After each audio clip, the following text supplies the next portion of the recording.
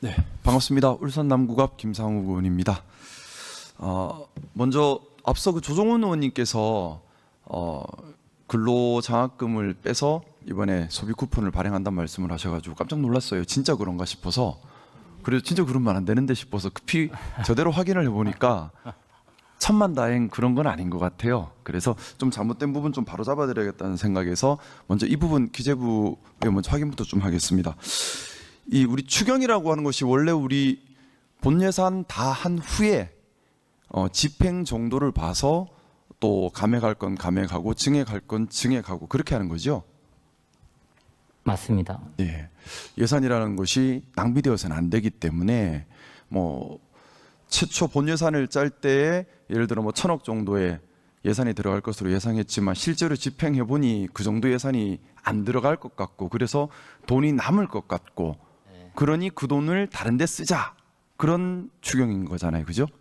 그렇습니다. 네. 근로장학금 같은 경우는 현장에서 지금 집행이 잘 안 되고 있어서 네. 그 부분은 안타깝지만 저희가 불가피하게 감액을 했고요. 대신 제가 확인해 보니까 우리 본 예산 짤 때 그 2024년 본 예산에서는 14만 명 기준으로 4,691억 원 정도를 예산 책정했다가 이번 25년 예산에서는 20만 명으로 대폭 늘렸더라고요. 그러면서 예산도 6,274억 원으로 많이 늘려 잡았는데 이때는 이제 근로장학생들을 더 이렇게 좀 독려하려고 이렇게 잡으셨던 것 같아요.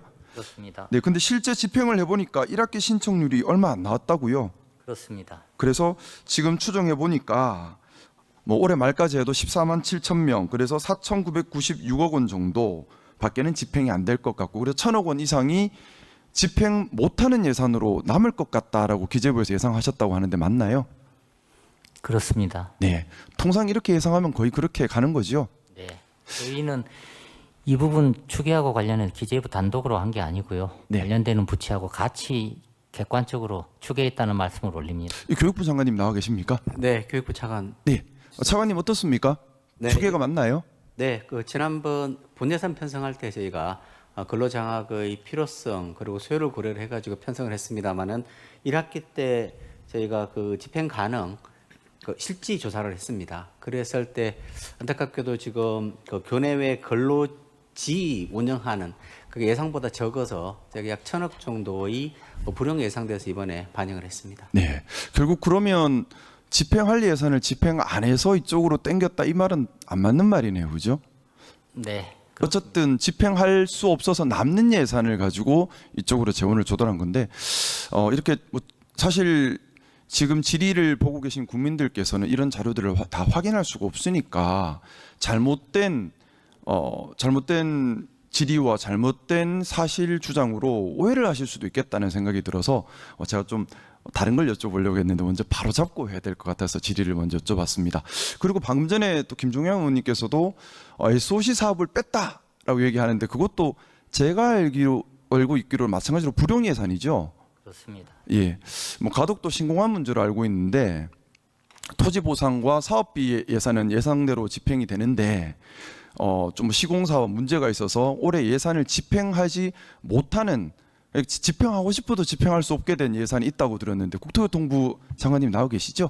네, 국토부 장관입니다. 예, 그거 집행 못하는 상황인가요? 예, 한 5,200억 정도의 공사비가 네. 올해는 집행이 불가능할 것 같습니다. 그래서 뭐 그 예산은 집행하고 싶어도 집행할 수 없는 예산으로 남았기 때문에 이거를 예산을 이제 쓰자 이렇게 제안이 들어온 거다, 그렇죠? 네, 그렇습니다. 네. 그럼 이 두 가지는 좀 제가 바로 잡은 게 맞지요? 제가 드린 말씀이 틀린 건 없지요? 예, 지금 방금 의원님이 하신 말씀에 대해서 이 방송을 보고 계신 국민들이 현명하게 균형감 있게 판단하실 거라고 봅니다. 네. 뭐 왜곡이 일어나거나 사실과 다른 주장이 일어나거나 또는 국민들께서 오해할 만한 그런 뭐 주장들이 있어서는 안 되겠다는 생각 때문에 한 번 더 바로 잡고요. 뭐 저희도 질의할 때 정말 사실에 기반해서 국민들이 오해하시지 않으시도록 질의하도록 더 노력 많이 하겠습니다. 일단 뭐 조정원 의원님과 김종영 의원님께서 말씀하셨던 그 부분은 좀 사실과는 일부 다른 오해 소지가 있을 수 있는 부분인 것 같아서 바로 잡았습니다. 소비 쿠폰 관련해서 제가 작년 이맘때였던 것 같습니다. 전 국민 25만 원 지원금에 대해서 반대하는 필리버스터 토론을 7시간 반 동안 했었던 기억이 나요.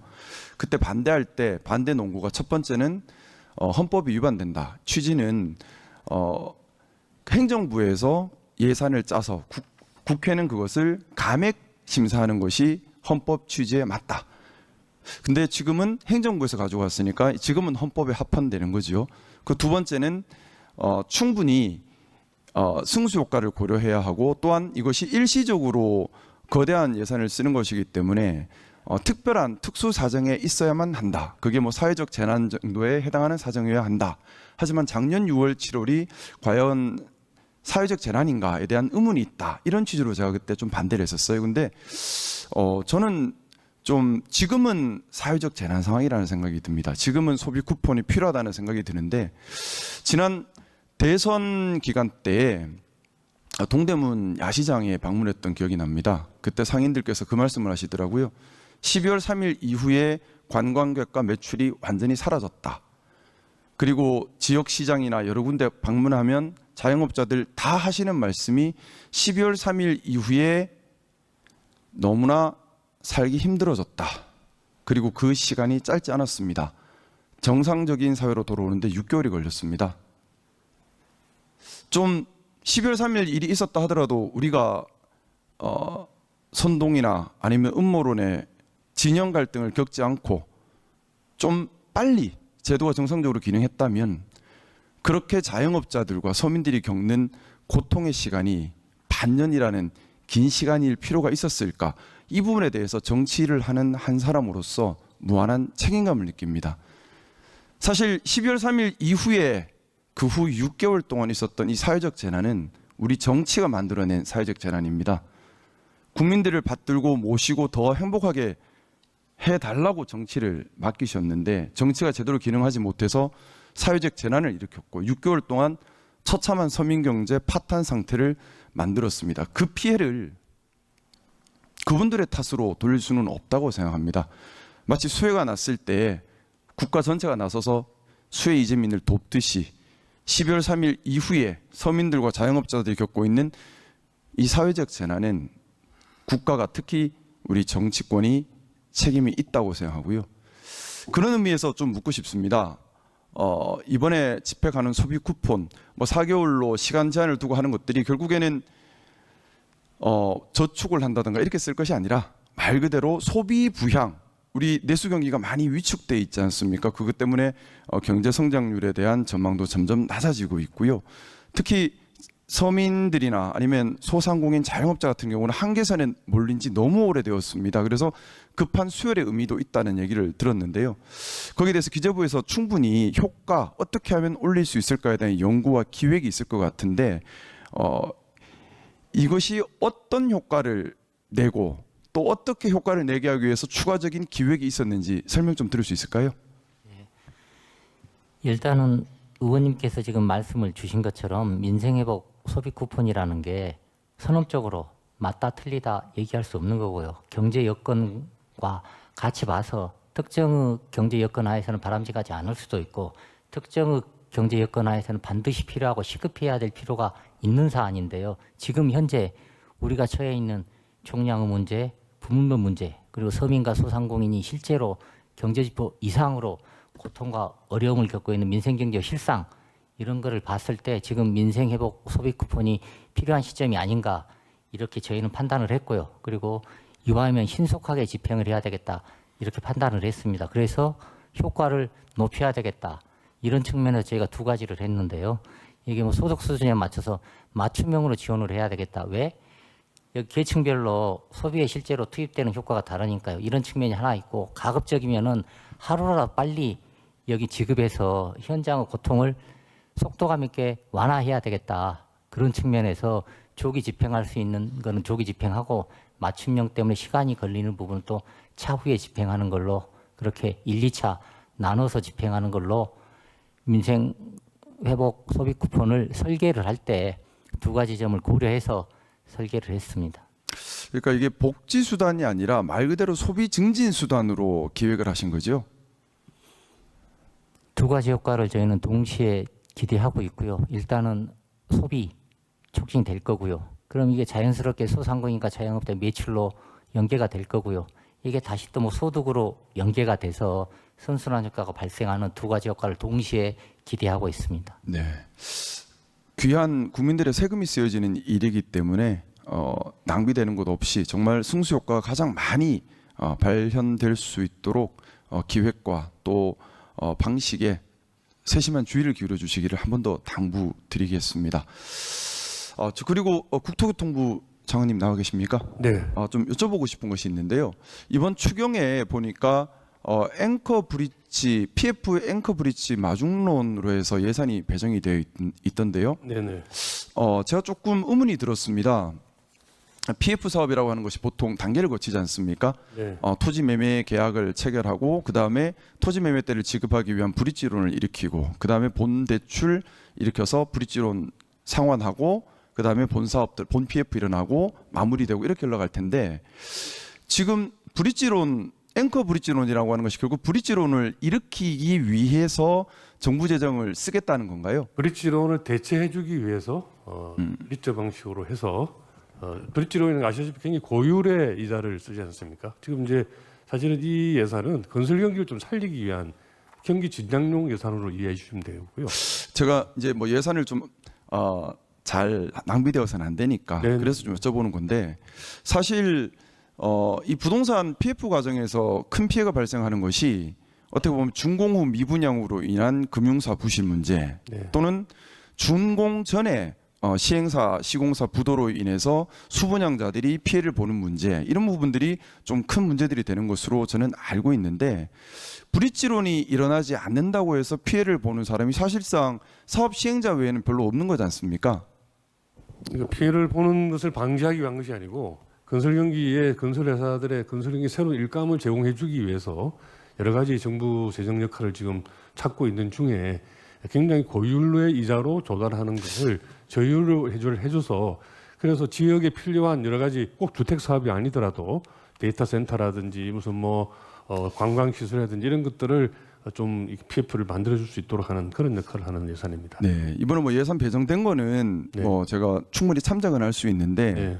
이것이 자칫 잘못된 주택 사업으로 가거나 또는 개인이 부담해야 할 사회적 경제적 리스크를 국가가 부담하는 형태가 되어서는 안 된다는 취지에서 설명을 드린 겁니다. 뭐냐 하면 브릿지론이라고 하는 것이 사업성이 있다면 일반 사금융에서도 충분히 일어날 수 있는 것이고 브릿지론이 되고 안 되고는 사실은 사업의 성패에 달려 있는 거지 않습니까? 사업성이 있는지 없는지 여부에 달려 있는 건데 이것이 자칫 지금 어떻게 보면 정상적인 브릿지론이 일어나기 힘든 또는 그것으로 해서 사업성이 확보되기 어려운 경우에 앵커 브릿지론이 이제 들어갈 텐데 달리 말하면은 그만큼 리스크가 크다는 얘기거든요. 그 리스크가 현실화되면은 이 국가 재정의 손실로 이어질 수밖에 없는 것이고 또 이 사업이 정상적으로 이루어졌을 때 이득 보는 거는 사업자에 불과한 건데 일반 국민이 혜택을 보는 것이 아니라 그렇지 않습니다. 의원님 그 사업자가 아니고 이것은 물론 뭐 공공이 사업 주체는 아니지만 저희가 지방에 특히 지방의 건설 경기를 좀 불러일으켜서 네, 지방의 제가 고용을 시간이 조금 확인하기 제한돼 위해서 있어서 조금 먼저 말씀을 재정의 올리면 역할을 제가 여러 가지로 그래서 드리는 갖고 말씀입니다. 뭐냐면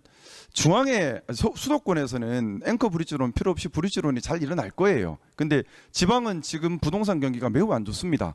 그러다 보니까 문제된 현장들이 많이 있어요. 문제된 현장들이 아까 말씀드렸던 것처럼 준공 후 미분양 또는 준공 전에 사업자 부도 이런 부분들에서 큰 문제들이 발생하고 있는데 이런 부분들에 대한 대처 없이 브릿지론이라고 하는 것은 사업 초기인데 지방에서 지금 준공 후 미분양이 일어나거나 또는 뭐 이런 여러 가지 문제가 벌어진 건 부동산 경기가 안 좋고 사업성이 없어서 그런 건데 여기다가 추가로 사업성이 더 나쁘게 만들 수 있는 여러 가지 공급이 더해지는 거거든요.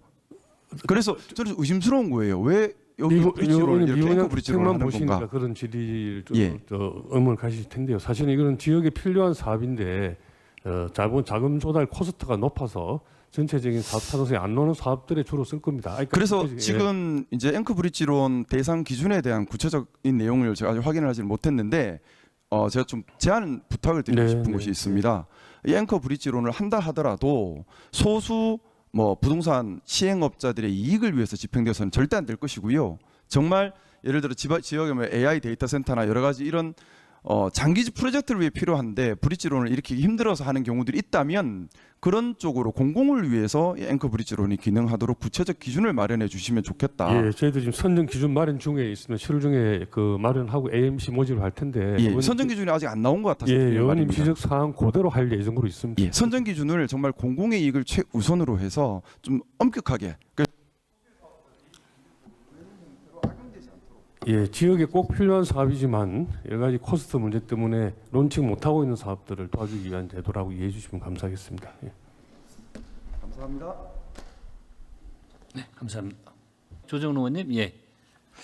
예, 조정훈입니다. 우리 방금 질문하신 우리 김상우 의원님께서 제 실명을 거론하면서 잘못된 질문, 잘못된 답변에 국민들이 현혹하실 수 있다라는 말씀을 하셨는데요. 제가 좀 추가 설명을 드려야 될 것 같습니다. 제가 아니, 의원님. 제 그건 이름을 다음 질의가요. 명심했기 때문에 추가 질의 의원님 아마 10분 정도 아니 이거는 질의가 신상 발언에 해당합니다. 신상 아니요.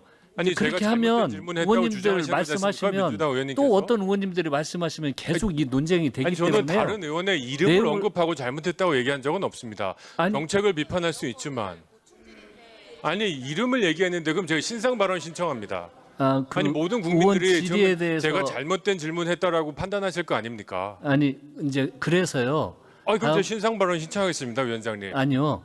이 내용에 대해서 반박할 말씀을요. 다음에 충분히 시간이 있습니다. 아니 제가 간단하게만 그러면 말씀드리겠습니다. 의원님 또 다른 의원님들이 나와서 문제 제기하면 아니, 저는- 다른 여당 의원님들이 그것에 대한 신상 발언을 또 요청을 하면은 아니 원활한 회의 본인의 진행을 이름이 할 수가 거명되는데 없습니다. 신상 발언을 요청하는데 그거를 안 주실 수 있으십니까? 아니 질의한 것에 대해서요. 의원님 하시면 다른 또 야당 의원님께서 그러한 문제 제기를 했을 때 여당 의원님들이 또 신상 발언을 요청하면 원활한 회의 진행은 아니 신상 안 되기 때문에 그래서 추가 발언이 있습니다, 의원님. 준비하셔서 김상우 의원님에 대한 문제 제기가 있으면요.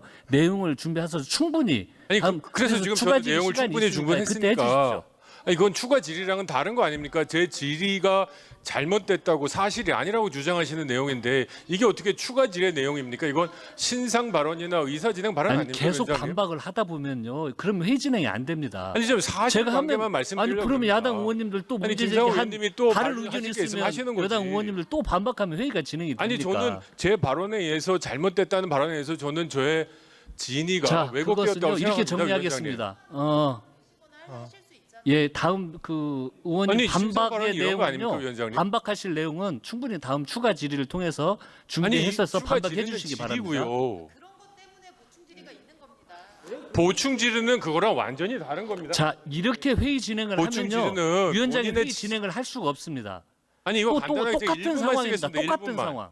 의원님뿐만이 아니고요. 야당 의원님들이 문제 제기하시면 여당 의원님들이 또 그것에 대해서 문제 제기를 해서 아니 근데 그건 저는 발언을 요청을 하면 실명을 저한테 거론하면서 아니, 그 똑같은 상황이 영상만 일어날 보는 수가 국민들도 있으니까요. 있었지 않겠습니까?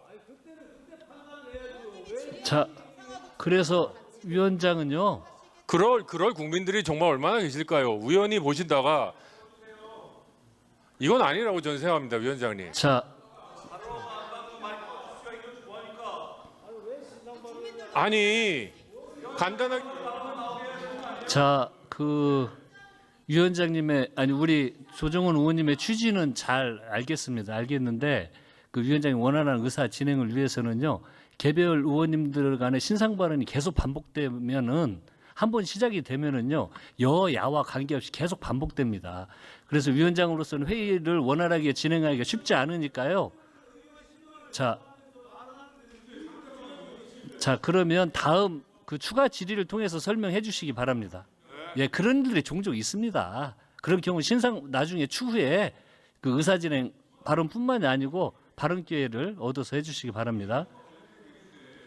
자, 그것을 또 질의를 할 수는 없습니다. 자, 그러면 다음 추가 질의 때 준비해 주시기 바랍니다. 이건 똑같이 여야 동일하게 적용된다는 말씀 드립니다. 지금 말씀 안 되는 건 우리 여당 의원님들도 똑같이 개별 의원에 대해서는 똑같은 현상에 대해서 그렇게 동일하게 적용하겠다는 말씀 드립니다. 자, 이건 여당 의원님들께도 똑같이 해당이 된다는 말씀 드렸습니다.